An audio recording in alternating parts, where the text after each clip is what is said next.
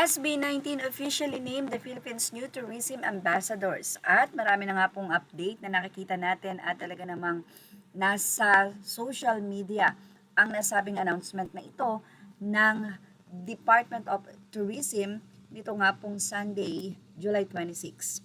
In-update nga rin po ito ng SB19 sa kanila nga pong social media at sinabi nilang galing bayan backs receive representing the Philippines on and off the stage. We're proud to begin this new chapter as the Philippines' newest tourism ambassadors from the Philippines to the world. Well, nag-viral sa social media kamakailan lamang ang nasabi nga pong pagpunta ng SB19 at pakikipag-meeting nila sa Department of Tourism.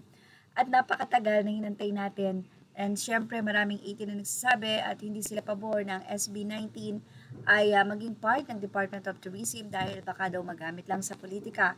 Pero ayon sa mga 18, kung tatanggapin ng SB19 to ay mayroon silang napakagandang rason. At ngayon nakita na nga po natin bakit nga ba na-delayed or hindi kagad in-announce. Kaya naman marami ang nag-isip na parang hindi tinanggap ng SB19. So, ano nga po ba si mga hindi fans at pangkaraniwang netizen lang sa SB19 bilang new ambassador of Department of Tourism ng Pilipinas?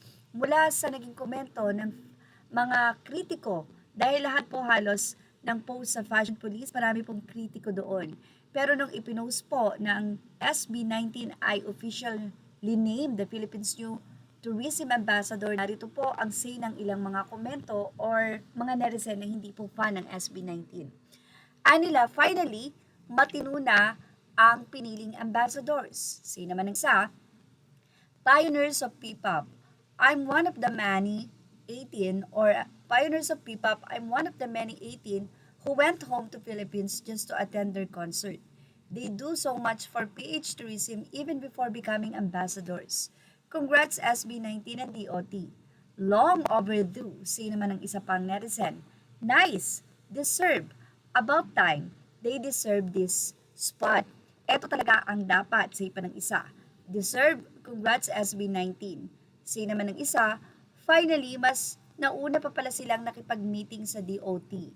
Pero hindi muna nilabas kasi may timing at strategy pala ang marketing and activations. Hindi lang basta masabi ng nag-photo op sa DOT office. Yay, rightly so. Kaya wala po silang mabanggit about doon dahil mayroon nga pong galing bayan box. Grabe, naisip talaga ng SB19 yun. Well, nakakatuwa ang nasabi nga pong bagong ambassador ang Pilipinas, ang SB19 na kung saan ay nalalapit na po ang kanilang performance sa Lollapalooza ngayong darating na July 31.